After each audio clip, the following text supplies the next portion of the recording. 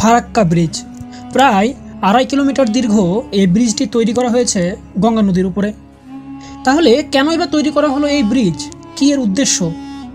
এই ব্রিজ নিয়ে বাংলাদেশের কেন এত মাথা ব্যথা? তাহলে এই সম্পূর্ণ প্রশ্নের উত্তর খোঁজা শুরু করা যাক।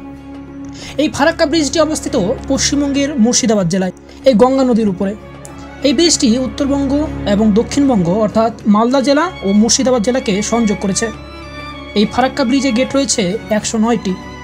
এর দৈর্ঘ্য 2240 মিটার, যার সাহায্যে বন্যা নিয়ন্ত্রণ, তাপবিদ্যুৎ, জলবিদ্যুৎ, কৃষিকাজ সহ বহু কাজে এই নদীর জল ব্যবহার করা হয়।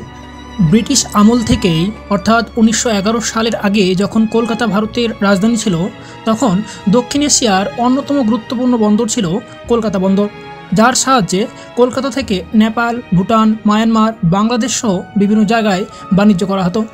এই গঙ্গা নদীর মুর্শিদাবাদে দুটি শাখা বিভক্ত হয়ে একটি গেছে বাংলাদেশে, যার নাম পদ্মা নদী, এবং অপর একটি শাখা ভাগীরথী হুগলি নামে পশ্চিমবঙ্গের মধ্যে দিয়ে বঙ্গোপসাগরে পতিত হয়েছে।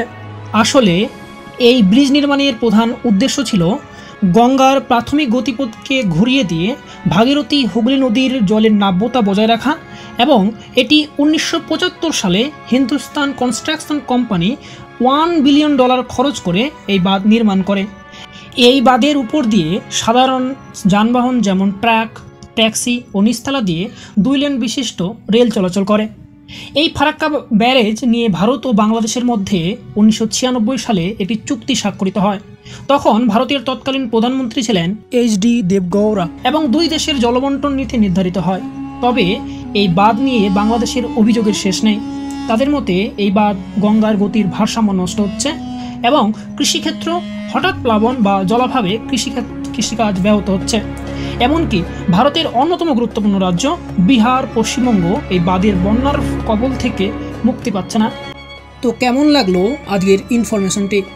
অবশ্যই কমেন্টে জানাবেন। কিন্তু ভালো থাকবেন, সুস্থ থাকবেন। ধন্যবাদ।